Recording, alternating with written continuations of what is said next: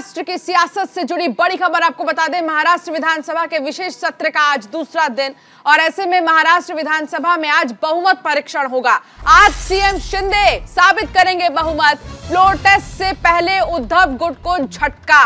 CM Shinde बने रहेंगे शिवसेना के नेता। स्पीकर ने शिंदे को ही शिवसेना का नेता माना है और ऐसे में उद्धव ठाकरे के लिए किसी झटके से कम नहीं है। लेकिन सबसे महत्वपूर्ण बात यह है कि आज फ्लोर टेस्ट है और फ्लोर टेस्ट यानी कि सीधे आज अग्नि परीक्षा है। और कितने ऐसे विधायक हैं जो शिंदे गुट में है, कुल मिलाकर आज तस्वीरें और भी ज्यादा क्लियर हो जाएंगी। लेकिन मौजूदा समय में 40 से ज्यादा विधायक ऐसे हैं जो एकनाथ शिंदे के साथ हैं। सबसे पहले महाराष्ट्र की सियासत का केंद्र सूरत बना, फिर गुवाहाटी, फिर गोवा और अब मुंबई में आज फ्लोर टेस्ट होना है। और फ्लोर टेस्ट में ये देखा जाएगा कि आखिर किसके पास कितने विधायक हैं। शिंदे गुट में कुल मिलाकर कितने विधायक हैं, ये आज तस्वीर क्लियर हो जाएगी।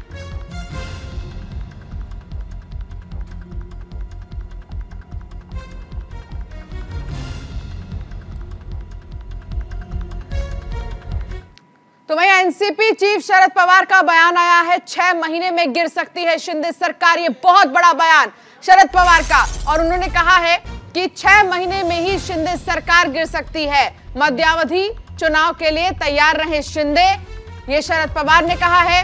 मौजूद व्यवस्था से बागी विधायक खुश नहीं है। तो ये उनको कहना है कि जो मौजूदा व्यवस्था है उससे बागी विधायक खुश नहीं है और ऐसे में 6 महीने में ही शिंदे सरकार गिर सकती है।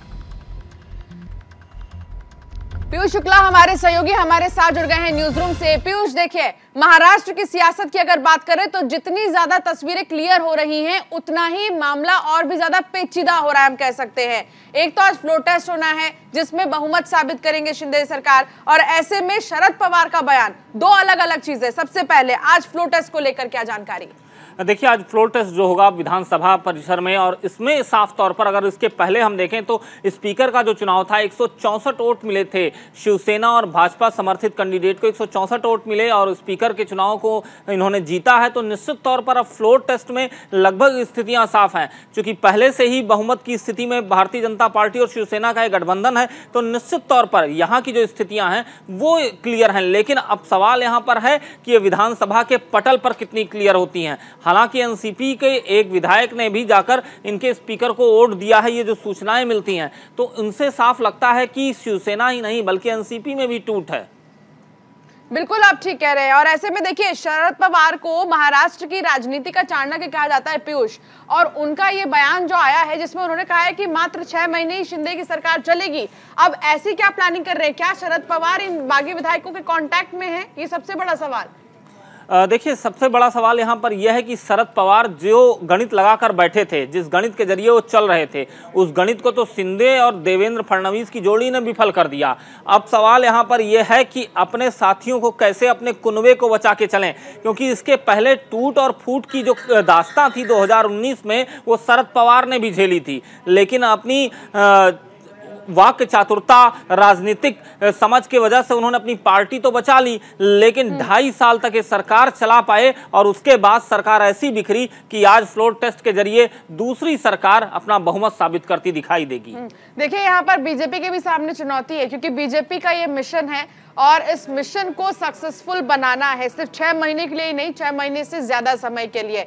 और ऐसे में कुछ चीजें जिनको लेकर समझौता हुआ है शिंदे और देवेंद्र फडणवीस के बीच में, ये बरकरार रहे, ये सबसे बड़ी चुनौती है।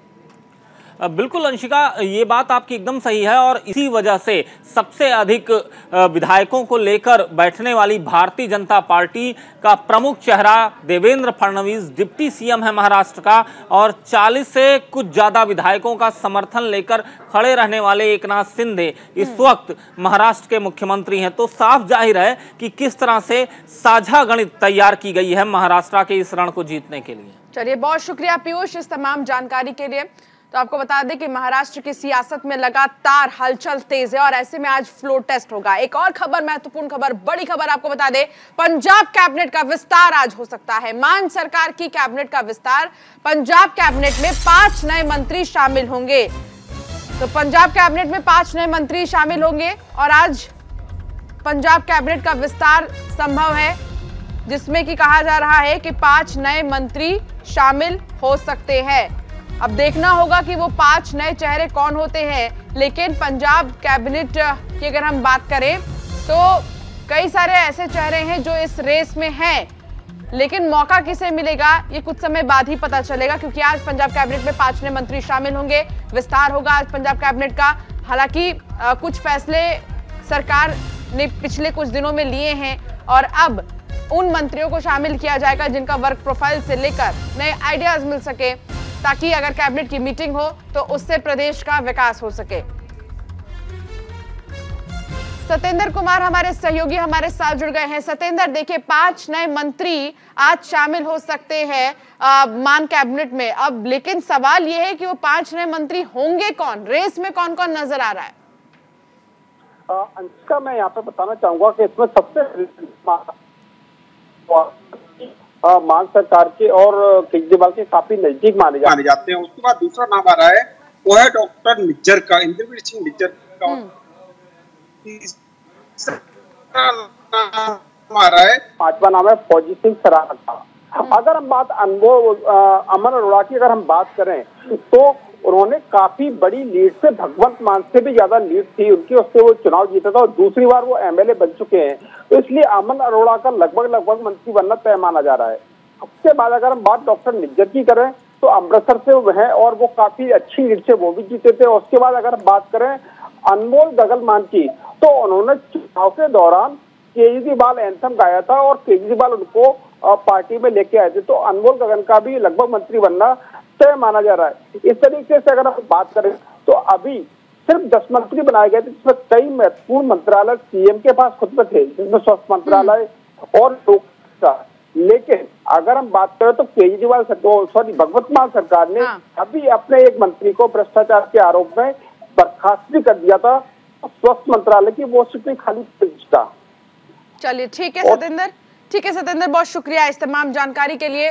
तो आज चूंकि पंजाब कैबिनेट का विस्तार हो सकता है, ऐसे में 5 नए चेहरे शामिल किए जा सकते हैं। एक और बड़ी खबर इस बीच आपको बता दें, ज्ञानवापी परिसर के मामले की सुनवाई आज होगी। ग्रीष्मकालीन अवकाश के बाद मामले की सुनवाई आज होगी। दोपहर 2 बजे से जिला जज की अदालत में सुनवाई होगी। मामले में आज मुस्लिम पक्ष अपनी दलील रखेगा।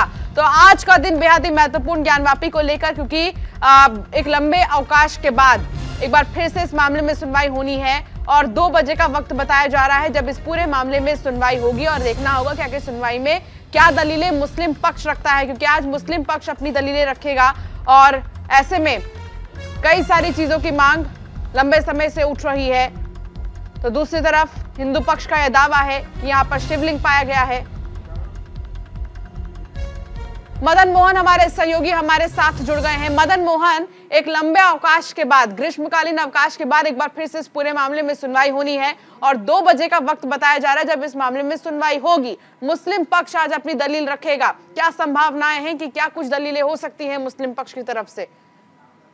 हाँ जी अंशिका, बिल्कुल ये बताना चाहूंगा कि जिस तरह से ग्रीष्मकालीन अवकाश के बाद जो है फिर से ज्ञानवापी श्रृंगारघोड़ी मामले की सुनवाई जो है आज जिला जज अजय कुमार विशेष की अदालत में जो है ना फिर से सुनी जाएगी। और मुस्लिम पक्षकार को जहाँ के जैसे कि पहले बताया गया था कि केस की गोपनीयता को लेकर के जो है ना ये सुनवाई होनी है, मुस्लिम पक्षकार ने अपना जो है दलील रखा था। लगभग आपको बता दूं कि 52 बिंदुओं पर जो है मुस्लिम पक्षकार ने आपत्ति जताई थी, जिसमें से कहा जाए तो 39 बिंदुओं पर वो मुस्लिम पक्षकार ने अपनी दलील दे चुके हैं। उसके बाद जो है बाकी जो बिंदु बचे हैं उस पर मुस्लिम पक्षकार आज जो है कोर्ट के समक्ष जो है अपनी दलीलें पेश करेंगे। तो इसको लेकर के अगर बात करें तो 2 बजे जैसे जो है सुनवाई होनी है, उसके बाद जो है मुस्लिम पक्षकार अपनी बातों को रखेगा। वहीं अगर दूसरी का बात करते हैं तो इस केस में जो वीडियो वायरल हुआ था उसको लेकर के जो है हिंदू पक्षकार ने जो है कहा था कि जाकर के वो वीडियोग्राफी किस तरह से लीक हुई है और उस क्लिप को लेकर के वो वीडियोग्राफी जो सील लिफाफे में जो उनको कैसेट दिया गया था, सीडी कैसेट, तो वो जो है वापस करने का, जिस पर न्यायालय ने ये कहा था कि वो भी 4 तारीख को, मतलब आज का ही डेट इसमें रखा था। तो ये चीजें जो है आज 2 चीजें मेन है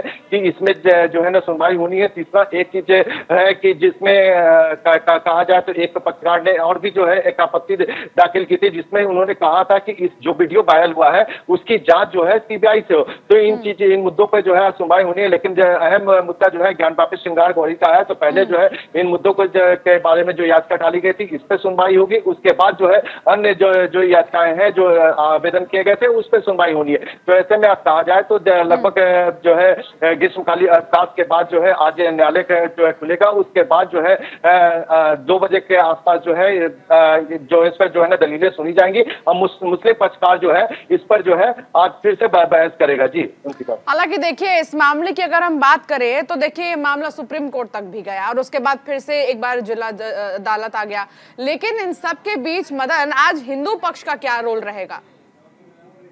हाँ बिल्कुल, जिस तरह से अंशिका भी बताया कि जब ये सुप्रीम कोर्ट में गया था, सुप्रीम कोर्ट ने कहा कि ये निचली अदालत ही इसको अभी तय करेगी, यही सुना जाएगा। तो अभी तो फिलहाल अगर हम बात करें तो जिला जज ने पहले जो पुष्टियता को लेकर के कहा था, तो मुस्लिम पक्षकार को ही ये पहले मौका दिया है। तो अभी फिलहाल अगर हम बात करें तो मुस्लिम पक्षकार अपनी दलीलों को पेश कर रहे हैं। उसके बाद जब इनकी पूरी जो 52 बिंदुओं पर जो इन्होंने आपत्ति जताई है, उन 52 बिंदुओं पर जब दलीलें पेश कर लेंगे तो उसके बाद जो है हिंदू पक्षकार जो है इस पर जो है अपना जो है वो मुस्लिम पक्षकार क्या बातें रखते हैं उस पर जो है ना फिर हिंदू पक्षकार जो है ना अपनी बातों को रखेगा। तो ऐसे में अगर कहा जाए तो आज भी जो है फिर से मुस्लिम पक्षकार की बात को जो है जिला जज जो है उनकी बातों को सुनेंगे, उनकी दलीलों को सुनेंगे और उसके बाद जो क्या निष्कर्ष आता है, क्योंकि बीच बीच में अगर देखा गया है कि जिस तरह से जब पिछली बार में जब बहस हो रही थी, बहस के दौरान जो है हिंदू पक्षकार ने भी कई आपत्ति जताई थी, क्योंकि जो वहां पे वजूखाने के अंदर जो शिवलिंग मिला है और शिवलिंग को लेकर के हिंदू पक्षकार जो है लगातार ये दावा कर रहा है कि वो जो शिवलिंग है वही अगर मुस्लिम पक्षकार जो है